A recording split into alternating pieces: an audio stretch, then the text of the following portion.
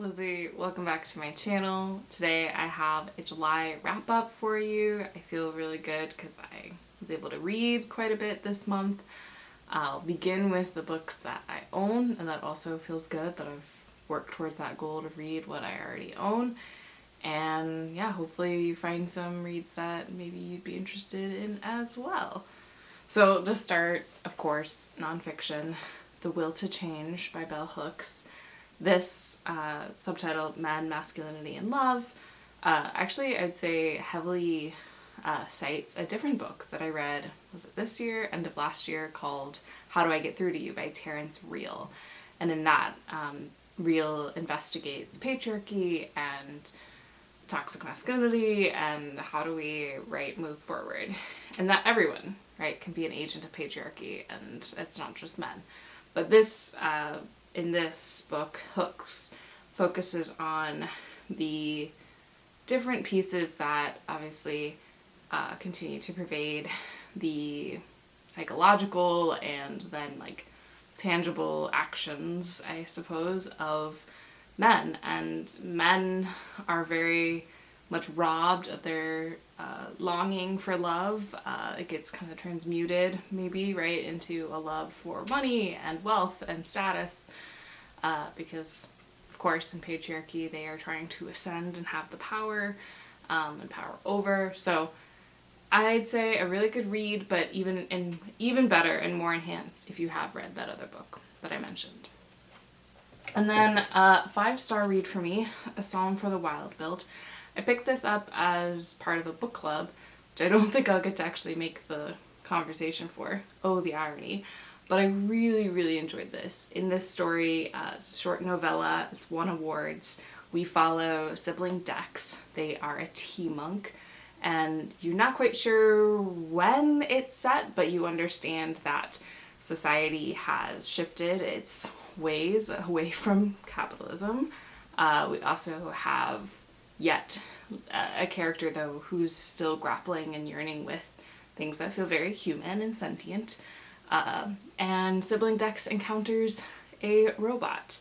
Its name is Mosscap, and together they go on some adventures.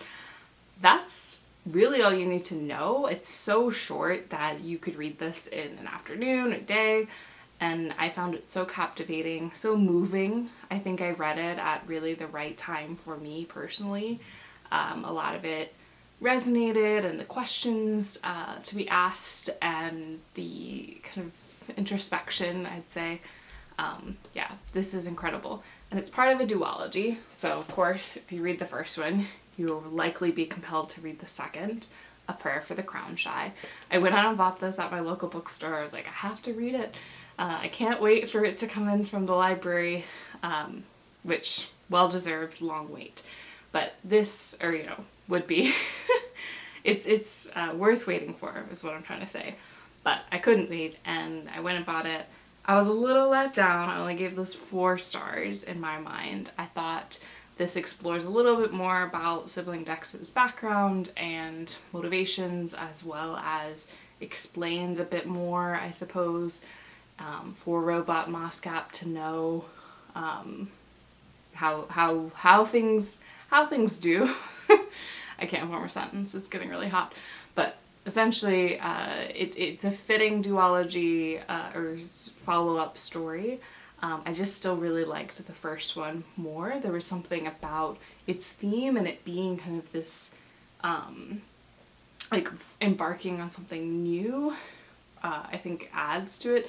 Something about the continuation felt static and dry and not quite as engaging. So that's my takeaway on this one.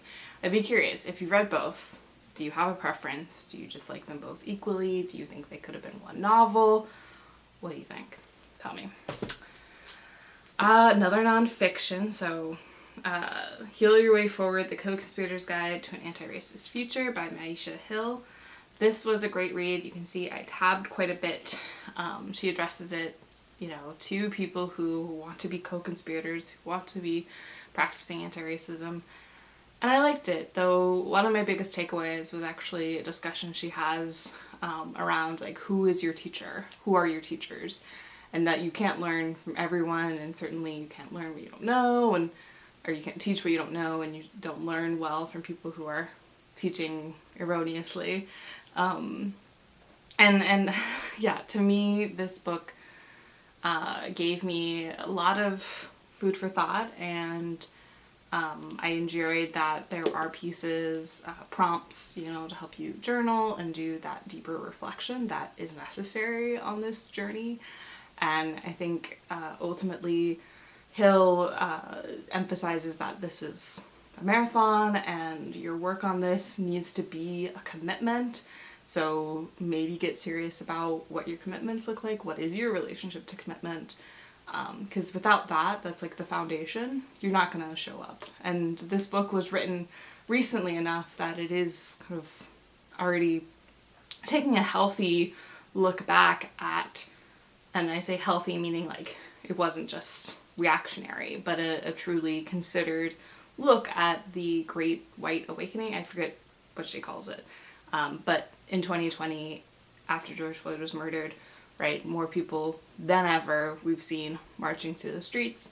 But then what's happened? What actually has changed? How much of that was just performative allyship and not real co-conspirator energy?